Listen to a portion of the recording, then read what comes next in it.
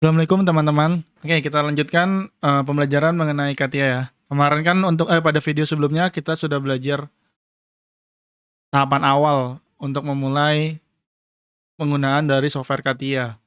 Oke, untuk video kali ini saya akan membahas mengenai sketch di part desain CATIA, di mana saya akan menjelaskan penggunaan dari icon profile seperti rectangular, circle, spline, ellipse, line, dan sebagainya. Jadi yang perlu kita tahuin untuk pembuatan 3D di software-software 3D seperti CATIA dan SolidWorks itu tahapan pertama yang harus kita lakukan adalah membuat sketch dari 2D. Baru nanti dari 2D tersebut kita buat atau kita konversi menjadi 3D. Oke, langsung saja ya. Jadi kita klik start di sini, lalu mechanical design, lalu ke part design. Ini namanya oke aja. Nah, ini pada video sebelumnya sudah saya jelaskan cara merubah display sehingga berwarna hitam seperti ini ya. Oke, untuk pembuatan sketch, pertama kita harus menentukan di plan mana sketch itu akan kita buat. Ini kan ada 3 sketch ya, ada XY, YZ, dan ZX. Kalian bisa pilih juga di sininya langsung atau di tree-nya sini. Oke, kita gunakan plan XY saja. Kita pilih sehingga plane-nya berwarna oranye, lalu kita klik icon sketch. Ikonnya ini ya, yang berwarna yang saya tunjukkan dengan mouse ini. Lalu saya oke. Nah, nanti tampilannya akan berubah menjadi mode sketch atau mode 2D. Ciri-cirinya ketika kita sedang berada dalam mode sketch itu di bagian pojok kanan atas ada tulisan exit workbench. Ini kita berada dalam mode sketch. Kemudian ikon-ikonnya juga berubah. Di sini ada ikon yang akan kita jelaskan. Bandingkan dengan saat kita di luar seperti ini. Nah, ikonnya ikut berubah juga ya. Jadi pastikan lagi saat kita mau melakukan sketch itu kita berada dalam mode sketch. Oke. Saya akan menjelaskan ikon yang ada di sini. Ini saya tarik keluar ya. Saya akan membahas dari profile ini. Nah, kalau bagi kalian yang icon profile tidak ada, kalian bisa klik kanan di sini. Klik kanan di sini. Lalu kalian centang atau checklist ini profile. Nanti dia akan muncul. Nanti ikonnya akan muncul. Oke, saya akan menjelaskan yang pertama di sini ada yang namanya profile.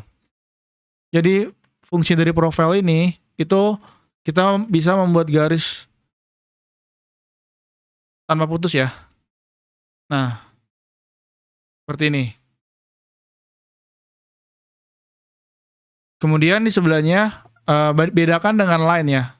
Ini kita langsung lompat dari profile ke line. Jadi kalau line ini kita cuma bisa bikin satu garis. Nah, habis itu untuk bikin garis kedua kita harus klik lagi. Nah, seperti ini. Jadi untuk pembuatan sketch awal saya lebih sering menggunakan profile karena lebih simpel seperti itu. Oke, selanjutnya itu rectangular ya atau persegi. Nah, ini kalian bisa lihat atau kalian bisa buat persegi seperti ini. Kemudian ini bisa kita tarik-tarik ya. Di CATIA ini juga berfungsi atau mengenal Ctrl Z ya. Jadi kalau kalian buat terus pengen kembali ke sebelumnya itu bisa kalian tekan Ctrl Z saja.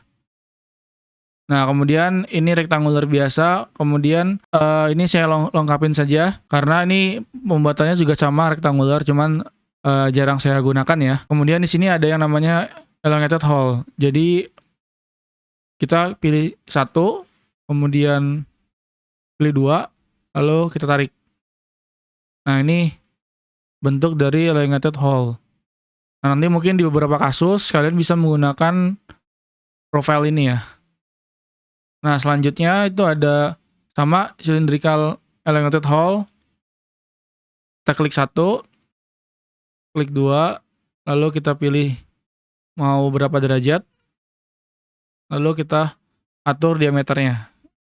Nah, seperti ini. Jadi ini bentuk dari ellipse-nya si elongated hole. Kemudian di sini ada yang namanya keyhole. profile, lubang kunci ya. Ini juga sama, kalian klik sekali, klik lagi. Nah, nanti dia akan membentuk seperti ini.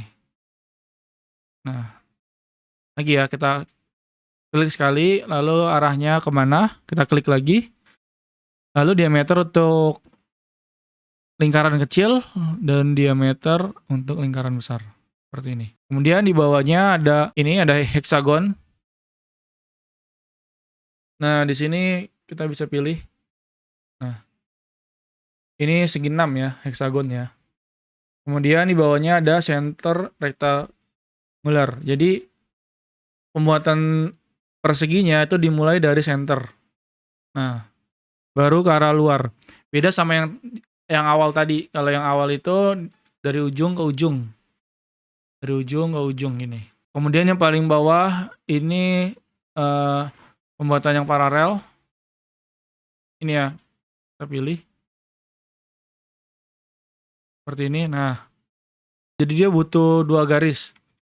Cuman yang ini, yang paralel itu jarang digunain. Yang ini jarang digunain. Kemudian yang ini sama yang ini juga jarang digunain untuk saya pribadi ya. Oke, selanjutnya kita akan membahas circle. Jadi di circle ini ada banyak. Cuman intinya sama, dia membuat lingkaran, hanya beda metodenya saja. Sehingga saya jelasin yang sering digunakan yaitu circle, kemudian di sini ada tritangle circle. Mungkin 2 icon ini yang lebih sering digunain. Oke, pertama kita pilih yang circle biasa. Ini kalian pilih. Ini kalian klik ya, kemudian kalian buat saja. Ini udah otomatis menjadi lingkaran. Oh ya, kalau kalian perhatiin ini setiap kalian bikin sketch itu terkadang ada garis putus-putus berwarna biru seperti ini. Nah, ini dia artinya otomatis snap atau ibaratnya itu ngekunci terhadap suatu titik. Ini ya, seperti ini tuh. Nah, ini buat lingkaran lagi. Sekarang ini saya geser ya pakai mouse dengan scroll tengah ditahan. Nah, ini untuk icon berikutnya tritangle dari circle. Ini kita harus buat 3 lingkaran dulu. Jadi saya buat 1, kemudian 2, sama satu lagi 3. Oh ya, kalian kalau ingin membuat suatu profile terus menerus tanpa harus mengklik setiap kali bikin harus klik, itu kalian bisa double klik. Jadi kalian double klik di sini. Nah, dia otomatis akan membuat lingkaran seperti ini sampai kalian tekan escape atau kalian tekan icon lain. Nah, itu akan hilang. Ini ya, jadi ini lingkaran 1, lingkaran 2, dan ini lingkaran 3. Kemudian ini saya pilih untuk yang tritangle circle. Saya pilih 1, pilih 2, dan pilih 3. Nah, dia akan terbentuk seperti ini. Oke, kemudian di sini ada spline atau kita bisa membuat garis lengkung. Di sini ada spline untuk membuat garis melengkung ya. Caranya sama, kita klik 1, klik 2, klik 3, klik 4. Nah, kalau sudah kalian tekan escape. Ini untuk spline di setiap titiknya ini kalian bisa atur sudutnya atau kemiringannya. Masih bisa diatur lagi. Kemudian di sebelahnya ini ada ellipse. Ini mirip seperti lingkaran, cuma metodenya beda. 1 untuk diameter ke samping, lalu untuk ke bawahnya. Nah, seperti ini. Jadi untuk line di sini ada banyak tipenya. Yang paling sering digunain itu yang paling atas ini. Jadi saya menjelaskan untuk yang paling atas. Oke. Ini seperti biasa line. Untuk line ini jika ingin kita membuat secara terus-menerus, sama seperti tadi kita double klik. Nah, nanti dia akan buat line terus-terusan. Beda ya sama profil ya. Kalau profil itu langsung nyambung di ujungnya. Nih, seperti ini. Nah, dia membuat garis barunya itu langsung nyambung di ujung dari di garis terakhir. Kalau line tidak. Jadi dia tidak langsung di ujung garis terakhir. Kita harus ngopasin lagi. Nah, seperti itu. Kemudian di sini ada garis aksis. Jadi garis aksis ini garis yang spesial ya, dimana nanti jika kita membuat sketch atau garis menggunakan aksis, si garis ini bisa kita jadiin aksis sumbu putar saat kita melakukan shaft, atau nanti di 3D ada yang namanya shaft. Nah, untuk sumbunya itu bisa kita gunain si aksis ini. Nanti otomatis akan terbaca oleh 3D-nya kalau garis yang kita buat itu garis aksis. Nah, seperti itu. Ini mungkin video kali ini kita hanya menjelaskan penggunanya saja. Nanti untuk video berikutnya kita akan menjelaskan bagaimana cara memberikan dimensi dan constraint dari sketch ini. Oke, sampai bertemu lagi di video berikutnya. Assalamualaikum warahmatullahi wabarakatuh.